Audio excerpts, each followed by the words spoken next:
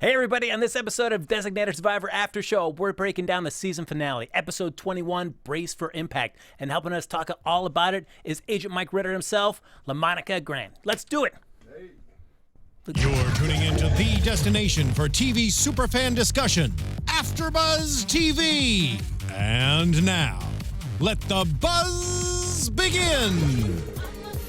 Episode, same dance moves. There you go, ladies and gentlemen. Welcome to the Designated Survivor After Show here on AFTERBUZZ TV. We're breaking down the season finale. That's it. 21 episodes in. And we're doing it. I'm one of your hosts, Frank Moran. You can follow me on Twitter and Instagram at HappyGoJack. What's up, guys? I'm your host, Christine Alexis, and you can follow me all over social media at Christine Bean. Hey everyone, thank you for sticking with us this the entire season. We're so excited to talk tonight. If you would like to talk after this, you can follow me on Twitter, on Instagram, at TheOnlyMC. Hey guys, I'm Renee Ariel, and you can follow me on Instagram and on Twitter at Renee Ariel, and follow my blog, sextingandthecity.com.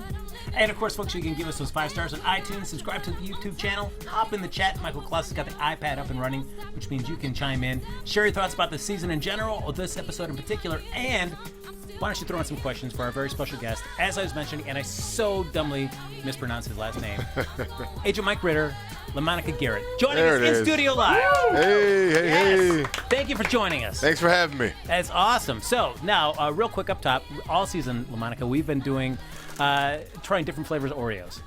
It's kind of sampling the different things. There are usually maybe some fan suggestions, things that we found as well. It's our last episode for the season, so we're going to do a quick little edition of cookies and cream, thanks to the one and only Michael Clouse. Now here's the thing. A lot of people wanted us to get the syrup and waffles and syrup.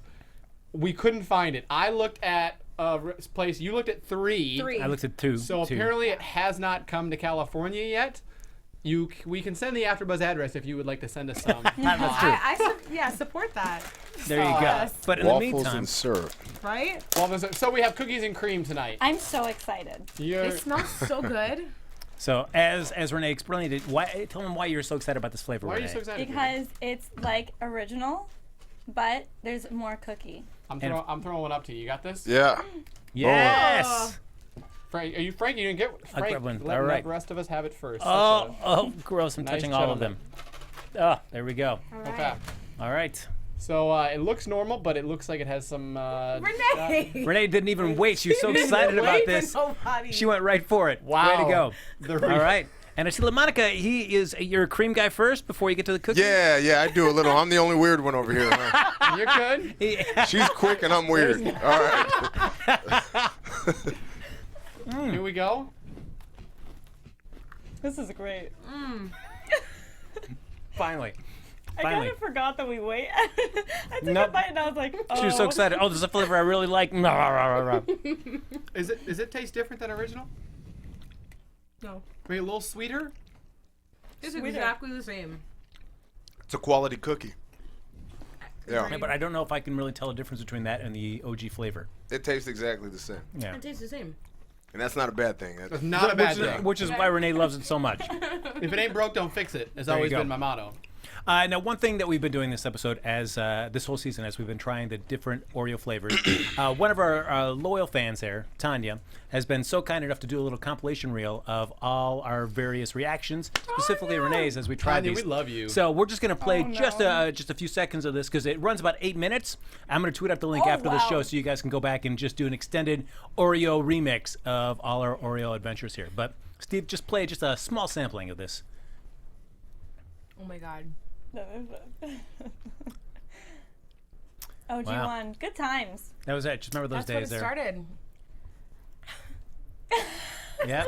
You're tuning into Oh, the there you go. destination Lot of for TV preamble on this one. superfan Yep. discussion, Yeah. AFTERBUZZ We know. TV. We did it. And now, let the buzz begin. I can only say one other thing, is that this episode made me so mad, and there's only one thing I think that can really make me feel better after watching this episode. What is that? Oreos? I forgot. Mecca stuffed Oreos, right? Come on. Jeez Louise. All right. Don't worry, I got you. you Lamonica, where do you stupid weigh in regular on mega stuff, double what- stuff, or regular Oreos? Regular. Ah, there you go. All Get right. out of here. You're Regular. done. I'm done. Done. Shortest interview ever. Go back to Toronto where Rap they filmed. City. All right. We're good. Nice. All right, so ladies and gentlemen, as I mentioned, Tanya was so cool to be able to put this little compilation together, and I will tweet out the link afterwards so you guys can enjoy all of this. So again, Tanya, thank you so much for doing this. this. That's I awesome. do. Tanya, you have the graphics that you make every week for us.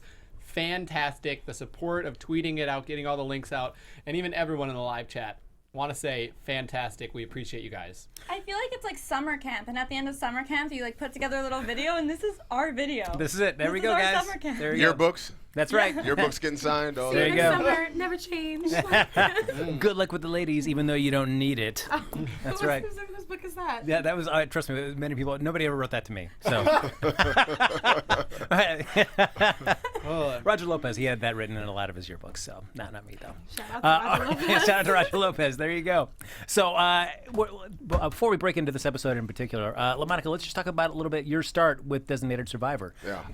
How did talk about a little bit of how you got involved with this? Did the script come your way? Did your agent reach out to you? It was pilot season, and I was working on Last Ship at the time, so I missed the first 2 auditions, and my agent told me about the role. I was like, that sounds like a great role.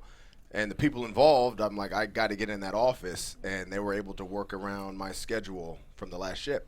So when I came and read, it went well, and then I came in a second time, it went well again, and the third time it's just narrowing it down. Starts with a bunch of guys, and they consolidate. And the last time it was, they called and said Kiefer wanted to read with me. I'm like, this is new. All right. So that was. Did you know at that point that he was the lead?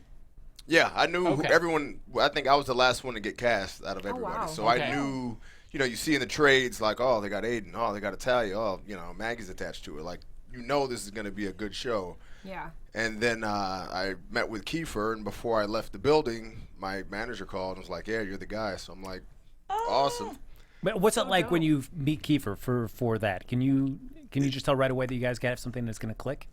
Humble, gracious dude. Like, we hit it off right away, and it wasn't even reading with him. It was more like a meet and greet kind of thing. I read with the casting director, but he was there, and we just hit it off. It was more like just getting to know each other a little bit. We're going to be around each other every day, and we work closely together, so you kind of get a idea of personalities and characters and that kind of stuff. So now with this episode, certainly with the pilot, basically it sets up that there's a conspiracy running through the government, and a lot of the main characters that you get introduced to, you see the potential that they could be a bad guy. Yeah. You never know. Did you ever feel like when you're doing the show, like, is Mike a good guy? Is a bad guy? Did you ever have any doubt? I was hoping he stayed good. Yeah. My research I did with him, it was more of this guy had high character, moral fiber. He's honest, and that's who he was. So, Mike, do you know about this show that there was one panelist who stood up for you the entire time of being a good guy, and the other 3 thought that you were bad and kind of turned on you? You know who that one person was? Right here, because he brought it up. That's what. Yeah. That's my man right there. Double stuff. I'm good with the double stuff. Yes! We're back now. Everybody thought Ritter was like. I stayed Because he true. was too good. I stayed true. I mean, you definitely were super suspicious. I was Because too. of how nice he seemed, and I'm like, no, it's always the nice ones. But those people exist.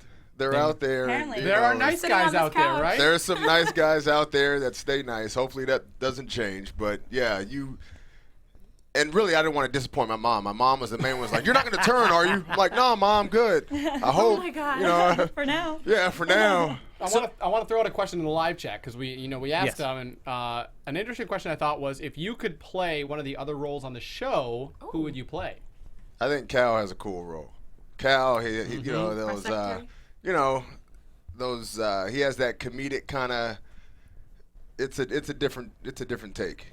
Like he's that, I don't want to say comic relief of the show, but he has those moments to where he has that funny. He brings the funny and not even trying to bring it. And I heard his character, he was a speechwriter under Obama. Yeah. And so they used his expertise. Is that true? Can Yeah, you he's one of enlighten on that? the he's one of the people on the show that this is good, this is legit, this is one of the consultants. And yeah, we have a couple of consultants on the show, but he's one of them. I go to him sometimes. I'm like, is this legit? Like, am I? He's like, oh no, you're good. Did he share stories from when he was working with President Obama? He did. What do we got? A few. Something? None They repeatable? stay in the Yeah. Oval Office Yeah, there in you go. Toronto, but yeah, he told us some fun stuff, and we got to meet. He set up a trip for all of us to go to the White House. So the whole cast got to go to the White House in like October, November, and we met a lot of his coworkers, and we went for drinks and heard stories from all these guys, and it was That helped fun. you get in the mindset. Yeah. I met some of the Secret Service guys that were with Obama in his detail. Aiden met the chief of staff for Obama. Like it was, we got to meet our counterparts, so that was fun. So cool. Man, nice. And so I know you were saying that Cal gets to bring the comedy, but last episode when Chuck is basically trying to figure out who the mole is, and he turns to you, and he's like, Got from Kiefer, he spoke at the Upfronts the other day for ABC in New York. He said there's going to be 3 new principal characters, 3 new, Good or bad? that's Scott? that's up for debate. And he said at the mid-season break there's going to be something spectacular that happens. So your guess is as good as mine. I look forward to getting to that point. But we're expecting another 21 episodes, another really long. Obviously, you said there's going to be a break, so Yeah. we'll be back. that's right, and 21 different flavors of Oreos to try. So start plugging harder Oreos. Yeah. Not Oreos. Get that palate ready. Yeah. Someone mentioned Pringles. Oh, that could be a good thing. Different Change it up flavors for- of Pringles. Yeah. I That's feel true. like we haven't gone through all the Oreos yet. There's still time, guys. We'll see. Is We'll there- see. is All right, there- let's talk about Alright. the episode. Wait, I do have one question. Go for it. Do you think Scott is alive? Oh boy, come on, Scott. Hannah's boyfriend. Oh, Died in the yeah, first Scott, episode. yeah. I'm Team Scott right here. You know what's fun about that? When you have so many characters, and this show introduces a lot of characters, if you plan on being on for a while, year after year after year, what that question she just asked, that could come back up.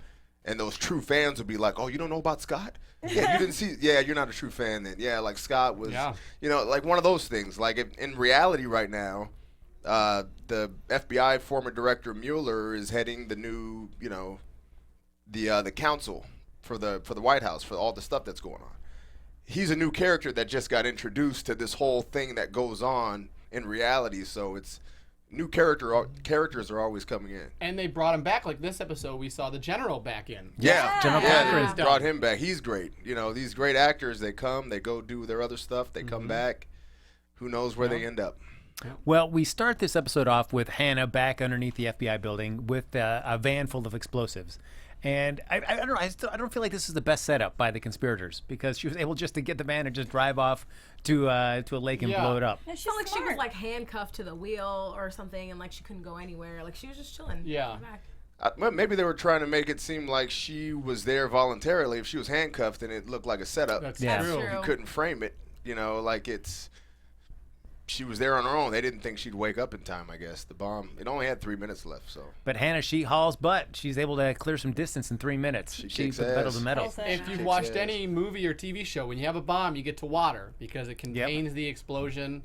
And they did just that. Then I do like water. we cut over to Mike and Tom. Tom's getting off the chopper and Mike's filling him in. And I like what you were saying while we were watching that scene and you were talking about how cold it was that day It you was filmed freezing out there. And like sometimes you'll see some of the scenes and your lips go numb, you can't enunciate. It's just one of those, you gotta drink hot water in between the takes.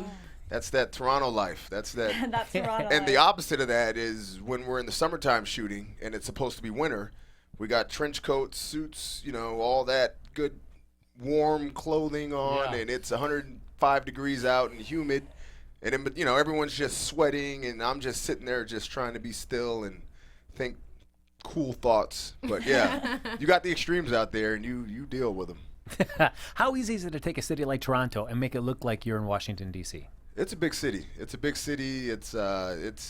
they do a great job of it. It's Fooled us. yeah. That's true. So we do find out that, of course, Forrestal's there to help Hannah get out of trouble with the FBI. Of course, I always like that where he's like, you're going to get a call from the White House. Yeah. Yeah. That's right. The president wants her out, so Right she's on going to be cue. out. That's right. Yeah. So you were saying. And finally, we get to figure out, now they have a big discussion about Lloyd. Do we have enough evidence to bring Lloyd in? And I know Forrestal's kind of cautioning, like, we don't want to just bring a guy in to turn him around the next day. Yeah. But the president's saying, no, we don't know who the mole is. We gotta bring this guy in now. Did you appreciate the action? Yeah, let's just go get this guy. Yeah. It's the season finale. Like, where were they gonna wait for? Go big or go home. Right? Yeah. Because I don't know how you felt in last episode where Mike is on the hunt for Whitaker, and just at the end of the episode, they just cross paths briefly. And for us, I know as fans, we're like, come on, just Yeah. catch them already. Been That was waiting for a frustrating. huge payoff Yeah. And there's several times in the season where we're like, man, and then even tonight, he dies. Lozano dies, and you're like, you can't get anything from him. Yeah, you were Really? going furious. The VP gets shot. Can't get anything from him. We have several other deaths where you're like, we want to learn something. We want to get somewhere, and thankfully tonight paid off at the end. Yeah, there's been a lot of cryptic talk for the conspirators, but not enough. We don't even get to see Whitaker's debrief. After you grab him, we never get to see the conversation that you had with him. Season 2. All right. We gotta suck you in. All right. We can't give it all away. Yeah. So that'd be nice. We're going to see you, playing good cop, bad cop with Whitaker. That would be pretty cool. Or bad cop, bad cop. No, that's true. Bad Worst cop, worst cop, bad cop, worst cop. Even better. And Kirkman, in this scene and a lot of scenes, he's very calm this episode. Did anybody else notice that or think when he's talking with people, he's like, even when he's like, oh, well, we're going to bring this person in. Oh, we're going to talk with Leonard. He seemed really calm. Was that just me? Yeah, I mean, I think that's what you need as a president. If you've got he kind of sets the tone. If he's flying off the handle, then I think that just kind of trickles down, don't you think? I agree. So if he's setting the tone, like, all right, we're going to He be didn't cool. even seem stressed, though. I think he low-key knew that this was probably coming to an end, because even when he had that sit down with Abe Leonard, he's like, the story's not finished yet. But like I felt the energy this episode that something was going to happen and all the loose ends would have been tied. So I think he was just remaining calm to see how everything played out.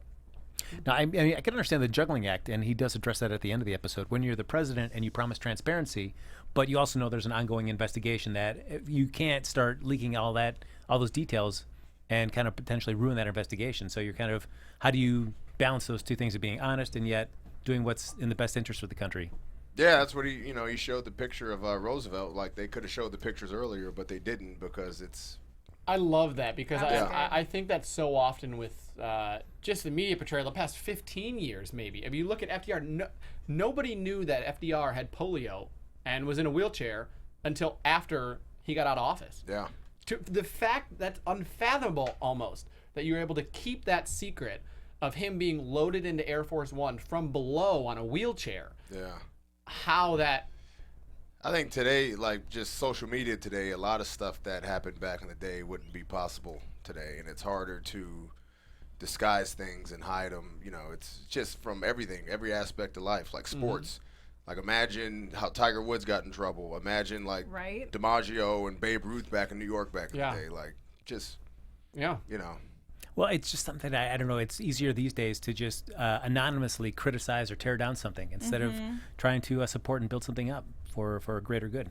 Yeah. It's something that we don't see too often these days. Yeah. But we do find out that Hannah and everybody there on the way to Lloyd's place, they know that he's in there, but by the time they get there, he has fled the coop. He's got a sweet tunnel underneath that house. Yeah, Yeah. that's quite a tunnel Yeah. to It have was in your huge. closet. That was Andy Dufresne like. Yeah. That was, yeah, Just right behind that poster right there. right.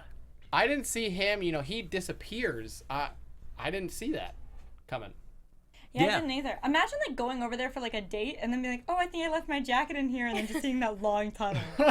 Because I was wondering, like, were they going to close the book on everything with the Lloyd part of that whole conspiracy this season, and then season 2 is a whole new different thing? I was wondering the same thing, but I guess not. No. There's still more to be seen. I think what fooled me is either last episode or 2 episodes ago when he gave the public speech. I mean, he was out there in front of a lot of supporters. So for me, I was thinking that he's going to come more into a public light. yeah. And here they really just took him away. And I guess I was surprised by that. Yeah, off the the grid chips, now. they pushed him in, and he was the fall guy. But who's he working with? Who's he working for? Like, where's he at right now? So for you looking at it, how successful do you think Lloyd's efforts have been so far? 50-50, 70-30, where do you think he's at? I think 70-30. In his favor? I think 70-30 in his favor. He's somewhere with all this information. He has all that Pentagon information, and that's pretty much the key of what they wanted to do, aside from take the White House. They couldn't get the White House, but now they have all that information. So who knows what he does with it? Could sell it, could profit from it some other way. Who knows? But that's the fun of it. I think that, not to look forward to our predictions too much, but I think that excites me about season 2 is that he can't be in the U.S., so he's global. And so much of this season, they sprinkled in parts of, oh, how's your relationship with Russia and with the French and with the I think Canadians were in there and Germany, and they mentioned all these places that is likely where Lloyd is going to go or come in from, and you're going to need that international help. Maybe that's why they had that episode with the NATO summit to further introduce those, other countries and the alliances that he'd have to make with them later down the line, just seeing how their dynamic is now. So, yeah, it'd be interesting to see, especially what Mike's role would be in a season 2 if it was a more international sort of thing, because it's not really FBI purview, it's more CIA. And how does Mike, even though you're kind of a utility man, how do you kind of operate on a global scale when you're also supposed to be kind of close to home on the White House? Would the president give Mike a green light with Hannah to go find out them two teaming up? Who knows? Yeah. Like, it's And you're going to be jumping out of a plane, I think I heard in season 2. yeah. That I didn't get that memo. I didn't get that one.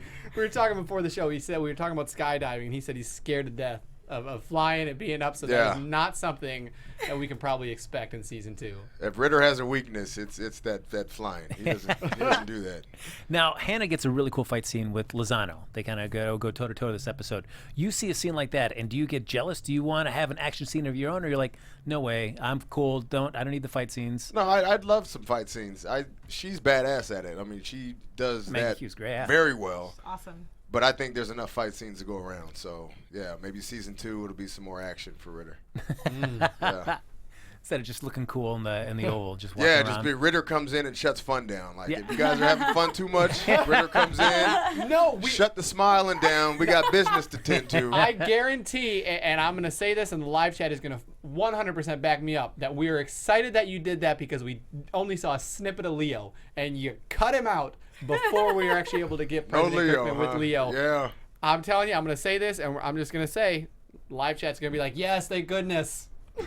Well, and without to be like on a Leo hate thing, but just in terms of just the amount of different storylines in a show. Certainly at the beginning of the series, you had scenes with Leo, kind of looking out for him as well. Yeah. And it seemed like there were a lot of different tracks. You had the family side, you had the conspiracy side, and then you just had the rebuilding of the government side. Yeah. And it seemed as the series progressed, you kind of lost a little bit of the family parts of it in terms of being a family man and focused more on the conspiracy and the government. Yeah, first seasons, you got to massage the tone. You got to get your identity. You got to find out what works and what doesn't work. So some things people gravitate to, towards more, and some storylines people might not want to see as much. I don't think it's gone, but I think it's, just to get our foundation under us that we had to establish this first, and then you could start, like sprinkling in different things here and there. But yeah, that's what it was. I mean, first 5 minutes, Capitol blew up, so that's what's really on people's minds. Who did this and why? Yeah. Yeah, we were talking about, I read an interview, I think with Kiefer about mid-season, where he talked about there were like 3 overarching themes that they wanted to for the season. The first one was obviously, really excitement. Then they wanted to build relationships and then kind of set up. And I think they did that really well. Yeah. You saw even that in the middle episodes, they really focused on characters and relationships and who people are and building their character. I thought they did a good job. That's the thing with television too. Like, you tune in because of the relationships that you're building with these people. Not so much plot. Like a movie, you can go for plot in 2 hours and be entertained. But the only reason you come to your couch and watch television each week is because certain characters that you just want to see what you're invested in them.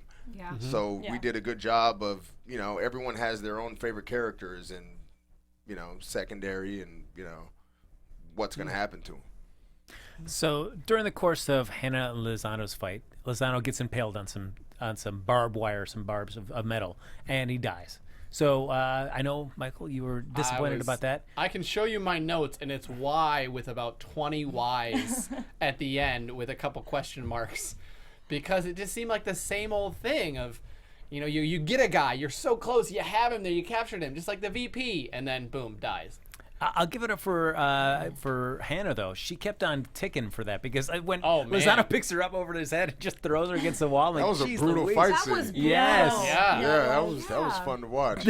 I watched an interview with her recently that she's saying she does all her own stunts. Like, she's getting tossed around like a rag doll. Like, that was a crazy scene. Yeah, she's badass. But that, like, him dying in that way, it made for a bigger payoff when Ritter captured Whitaker. So it's like, finally we got someone. Let's get some information out of him. Oh, wait, you have to wait till season 2. Yeah. I want to see what he has to say. But I love that the way that they did catch the mole was through Jason's email that he left for Hannah. Yes. It was like perfect, concrete proof. You can't. No one's gonna die, and we don't get something. It's right there. Yeah. And it was just irrefutable, and it was perfect. And I love that your character finally stopped the mole in the hallway and was like, we need to talk. That was last time. Ritter's been chasing him all season. Yes. Did you think that Atwood had sent the information? Obviously, you get the script We didn't week know. by week. What was your thought, though? I was hoping he did. I was hoping he had all the information and he had his computer there. Yeah. If he didn't send it, why even show the computer? You know what I mean? Like, but showing it in this episode after the fact, because last week people were asking me like, did he send it? Did he send it? Like, we'll see. I don't know. Yeah. I really liked the timeline of it because I like that we saw Hannah looking, like reading or watching the video, looking at the pictures, and then you're like, are they going to catch him? No, is it too late? Because you see him walking. He was heading and for then that door. Mike comes around the corner, and you don't think that it's happening. You think it's happening at the same time. Yeah. But Hannah's already on it. Yeah. That was nice. That was a nicely edited scene. So we do find out that Lozano went to the Pentagon. We had Whitaker break in a little earlier into the White House, forged an ID for Lozano to get in, and then he hacks the defense systems there. And it's 583 acres. So I guess when you're trying to find a guy in the Pentagon, it's not as easy as you may think. Yeah. Especially when you're disrupting the security cameras too. And you don't know what he looks like. So Yeah. it's like, it's needle in the haystack. Yeah. Needle with a bunch of needles. I think they have 9 levels to the Pentagon, 9 official levels that people know about, and then I don't know how many are classified or that people don't know as far as levels underground. I think you have 4 or 5 above ground, 5 officially below ground, and then nobody knows how deep it goes. Place is huge. But would you also think that if you had some man that was kind of lurking around, would you want to secure any databases just to make sure that nobody is kind of infiltrating them? But who knows? Whitaker was good though. Like maybe his past, wherever he was, that he had access to things that might have been shut down, otherwise. If he can control who the designated survivor is, he Yeah, has like access he's- to almost everything. He's good. The Well, guy's good. let's talk about a couple other characters that kind of had some arcs here this season. As Aaron went from being chief of staff to being on the outs to working with Hook Stratton to then being on the outs again to now defending Tom on the television show and then helping him in terms of the investigation with General Cochran to now being welcomed back or almost like just forcefully told, like, you're coming back. I will make a job. I will draft you. I will do whatever I can. You're coming back to the White House. Are we happy where Aaron ended up? Yes. Yes. Yeah. I'm very happy. Yeah. Because we weren't sure how we would see him as the show progressed because he was no longer working at the White House at all. Do you trust him now? Like You for don't. now, yeah. You don't. But yeah, if I have to, I don't trust him. Yeah. And Aiden Kanto's a good guy, right? He's He's awesome. fun. He's He's getting solid. married, I think. Yeah. Coming up. Yeah. Yeah, mid-June. I just got married. Really? Yeah. Congratulations. A few weeks ago. Congrats. Oh my Congrats. gosh. Wow. Yeah. That's awesome. The whole cast pretty much. Talia and Robbie, they are on their honeymoon right now, I think. Yep. Like they were they got married November last year. Maggie's engaged with Dylan. Aiden gets married next month. So it's Everyone's getting the married. whole cast is So is this Love a is in show the or a air. dating service? Yeah, exactly. That's what I think the prerequisite was us being engaged. Oh, we're good? All right. Let's do it. That was the question that Kirkman asked you, right, when you were in the final That's what it interview? was. Yeah. If you're not engaged, you can't. I'll take care of that when I leave you. So for you, do you have any other suspicions of any of the other characters? Or you feel like everybody that you know on the show right now, like they're all good people? I think everybody's solid. Yep. Everybody's solid. I think new characters that are going to be introduced, they're going to have something significant. I think they would be villains. Like whatever country he's in, whoever he's operating with, that would be something. I don't know, but I think our core group is solid.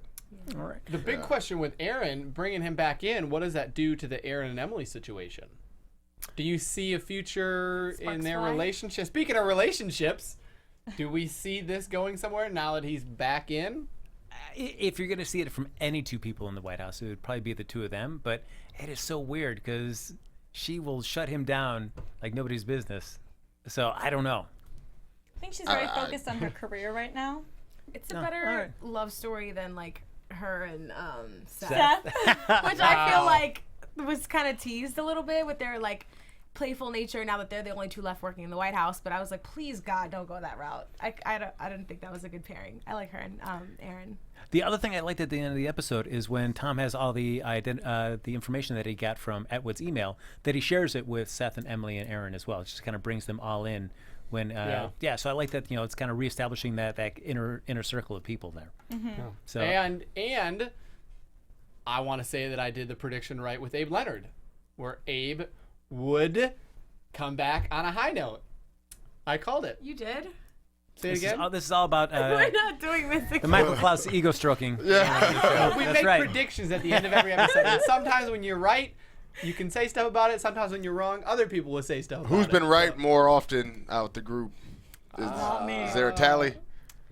We didn't keep a tally. No, it's been even. I Like, think there are one times week when we're all everyone's wrong. Kind of right. And there are times when, but I'm glad again that the way they did that with him of coming back. I used to be a news reporter, so Oh, wow. I'm glad that news reporters are held a little higher in regard this episode. He was great. He did a great job. Yeah. No, it was cool. More Rob Morrow in season 2. I would hope so. I think it's I a would think cool so. I dynamic. think so. Yeah. So as we mentioned, we get to see General Cochran back here for a little bit, and he's under house arrest. And at the end of the episode, he does get his ankle monitor removed, and he has such a sour look on his face after he gets it removed, and then he stands up and he leaves the scene. I'm like, what's up with this guy? What's he got going That could on? be something. That guy could be something. I was gonna say I see him coming back around if they want. You never know who they're their introducing or taking away. What? On their side? Yeah, good guy. I don't know. He looks so sour at the end of that. Wouldn't you be He's a relieved? general. He's seen a lot of war. Oh, okay. All right. That just happens. And of course, always we end the episode with a nice rousing speech with Tom Kirkman there before we get to the finding out what Lozano actually took. But Michael Clouse, I want to take a moment because you were not a big fan of Tom's speech. I think they built it up that he was going to release a lot of information. And even when he's giving it, members of Congress are like, wait, what happened? Like, it was actually domestic terror, and then you stop. You didn't give any information on Lloyd, on Lozano, on VP, and I felt that it was not honest enough. And then I thought it was kind of abrupt then when he gets done, and you come in and kind of take him away, and we get back to seriousness, where it's just, rousing, we're all going to do this together, but he doesn't give any information. And But I feel also like he needed to reveal something. Do you feel like that a lot of it's just going to be revealed in Abe Leonard's story, though? But if you're actually wanting to work with Congress, they don't want to read something in a newspaper. You want to be able to have it come right from the horse's They want to be mouth. able to have, and I thought it was, I thought the speech was great. And granted, they're giving a how long speech in 2 minutes that we actually see on TV. So you hope that some of that other stuff was mentioned, but I don't know, especially with Bowman right there, who you've had major clashes with, other members of the congressional caucus. I was hoping for a little more. I didn't mind it. I thought, he did a very rousing thing. He said, mentions the Berlin Wall, but yeah. It'll be interesting to see the dynamic between him and Bowman going into season Did you think 2. it was a good speech? What thoughts? Yeah, I liked the speech. I thought it was good. I mean, I was working under the assumption that they were just condensing it, and I'm sure in real life he would have said more, and more things will reveal themselves as time goes on in the designated survivor world. But for just what we needed for the finale, we got the rousing, good, feel good moment at the end, and Yeah, I mean, I can see that you don't want to repeat everything we've seen this whole entire episode. Yeah, we know. Yeah, but maybe. Yeah, I felt the same way. I mean, I think it was ultimately to move us, and I think they did that. But we know the information, and I think it would have been overkill to let's make this a 10-minute long speech and go through everything, So we do leave it on the suspense of what Lloyd is going to do with all this defense information that he's got from the United States. And that's where we leave it going into season 2. So, Mike, when did you guys wrap, and what have you been doing since then? We wrapped on the 25th. I got married on the 27th. Wow. Of April. So that was, Married here in LA? Yeah, in Malibu. Wow. Nice. So that was Came right back home. Honeymoon in June in Hawaii. nice. And, let my facial hair grow out, give my face a, Someone mentioned in the live chat, they're like, with the scruff. Yeah, no, I never shave that much. Like, Ritter has to be so clean shaven, and my face just gets irritated. Are you a 5 o'clock shadow guy where you even have to shave sometimes a couple times a day? If it's a 14-hour day, I might have to shave later on in the day. Wow. Yeah, like I get, Dedication. this is like a week or 2 or whatever, and I got to trim it down. Yeah. But face was screaming, so I had to give my face a breather for a couple months and get back at it. Were you clean shaven for the wedding? Yeah. Okay. Yeah, my wife liked that. That's the part. Yeah. She's not a big fan of the scruff. Well, she likes it, but in the early stages of scruff, it's not as. And those pictures are, you want them to be timeless. Whatever fashion might be, whatever. But scruff is always timeless. Come on. But does she go back with you to Toronto? Is she comes out a couple times. Okay. Summertime. Wintertime, no one comes out and visits. Nobody goes to Toronto. No, not in the winter. In the winter, I come home like every other weekend, but yeah. And I know I was at last year at the Tribeca Film Festival for your film, The Duke. Yeah. Yes. That was fun. Nice. I mean, it's certainly somebody who's played football as well. Yeah. So now having to deal with the story about concussion and stuff. What was it like? Certainly concussions and football just kind of go hand in hand. That's the stories, at least right now. Yeah, they're synonymous. I mean, I played football, and I played with multiple concussions. So when the script came around, I told my manager I really want to do it. There wasn't a lot of money involved, but it was more of I wanted to tell this guy's story. It just resonated with me. So it was, and I was shooting an NBC show at the time, so I would wrap the NBC show at like 5 and then drive to Long Beach, get there by 7, work all night, sleep in my car, then go straight to Universal the next morning. It was like one of those kind of things going on, but I really wanted to do it, and it won a lot of awards, and people really liked it, so... You were saying about that time that you've never been more exhausted yet exhilarated. Yeah. What is that feeling like? You're running around hopped up on caffeine. Your body's exhausted, but mentally you're just so stimulated and creative, and that's what you dream of when you want to, you think about acting. Is it one of those situations where if you stop for any length of time, you're going to immediately fall asleep? You just got to keep moving. Power nap. Power nap. As soon as you close your eyes in that car, out cold. Like set the alarm, 6 different, backups, and and go through it. All been there. But yeah, it's and then right when you get up, you get your coffee going and you get going. Yeah. So now, what is it like when you're shooting football scenes for film as opposed to actually playing football? When you're actually filming it for a production? Football scenes. Well, football, when you're playing it, you're not really thinking about, cameras and I got to look this way or I got to whatever. You're just going out. Especially I played linebacker. I played defense, so it was just reacting. Whatever you see in front of you, you go react, you go make contact, But shooting football scenes is for film. You're doing it 20 or 30 times. You're killing yourself. And I did a lot of football commercials too, like after football before I got going in, television and film. Football commercials are brutal. Like you would just, running like 2 train crashes, get up, go back to 1, boom, at 3 in the morning, 4 in the morning. It's cold out, rain simulated, like just the worst conditions, but it looks good on film. That's all that matters. That's all that matters. So you're doing that just over and over and over, but that's what it is. So you're saying you're more sore and exhausted after doing a commercial or a production as opposed to actually playing a real game? Easy. Oof. All right. Sounds like fun, guys. So, Lamonica, if they want to keep up to date with everything that you're doing, where's the best place to find you on social media? Twitter and Instagram, LamonicaGarrett.com. Snapchat. I haven't snapped yet, but my name's on there. Snapchat's dying. Instagram story is where it is now. Yeah, I'm on Gram, Facebook. I have Lamonica Garrett Facebook fan page. Nice. Yeah. Dope. Very nice. Well, we got to do season 2 predictions. Yeah. Sure. Round robin, super fast, because who knows where it's going to go. AFTERBUZZ TV predictions. I think that Scott will come back. Love it. I think again that they are going to really take this international, and you're going to see them have to work with the French Prime Minister, with the leader of Germany, Britain. I feel like Lloyd is really going to be traveling. He's got connections all over the world. I hope that's where they take it. I also hope that they kind of learn more about Whitaker, of his past. We never dug into that, of how he got to be where he is. Position like that, you've built up years and years and years. Is this something, opinions that he's held from the start, or did he get transformed while he was in office? Something that I really hope they dive in on. I predict that Lloyd is just one piece of a larger puzzle, and that we're going to see, maybe now that it is going international, that it's something that maybe other countries might have had a hand in plotting this conspiracy before we even knew about it. So I think we'll find out more about that. I feel like I guess I'll go with General Cochran. I don't think you show him at the end of the episode if he's not going to play some impact in season 2. Why waste that time? And more fight scenes for Mike. What do you hope? What do you hope? I hope that Ritter bowls a 300 game. And he gets a girlfriend, and they celebrate together. Oh, that sounds great. Yeah. Should we let's end as we began. Let's all do one last Oreo for the road. There we go. Get it over here. Take one. Go, Frank. All right, there we go. Coming up to you. Boom. All right.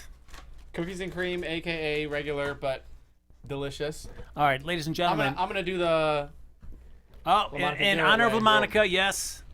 There we go. Twist off. Always a twist off. So, ladies and gentlemen, thank you so much for joining us for this entire season. We're excited to come back next fall to break down season 2 of Designated Survivor. But if you want to, as always, you can like us on Facebook, give us those 5 stars on iTunes, subscribe to the YouTube channel, and thanks everybody for hopping in the chat. We really appreciate all your comments throughout the entire season. It made it a lot more fun.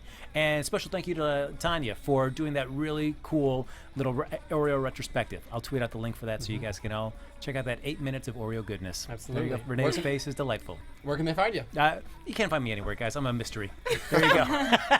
Renee, where can they find you? You guys can follow me at Renee Ariel on Instagram and on Twitter. You can find me on Instagram, on Twitter, at TheOnlyMC. Again, thank you so much to all of our live chat viewers. We mentioned Tanya. We got The Truth, Ivan, Steven.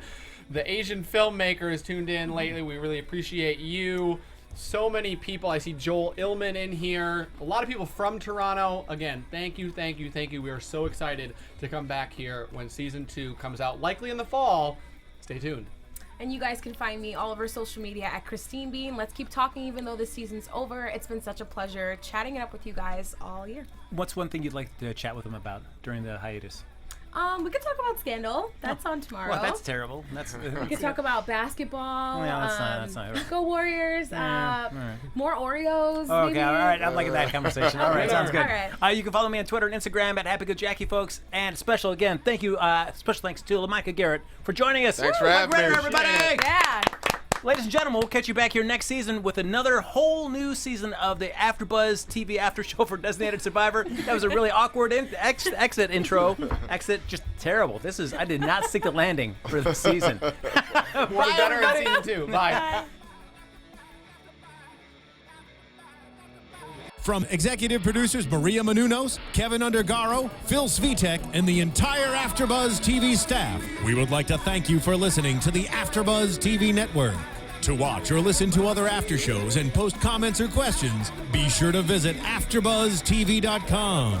I'm Sir Richard Wentworth, and this has been a presentation of AfterBuzz TV. Buzz you later. The views expressed herein are those of the hosts only and do not necessarily reflect the views of AfterBuzz TV or its owners or principals.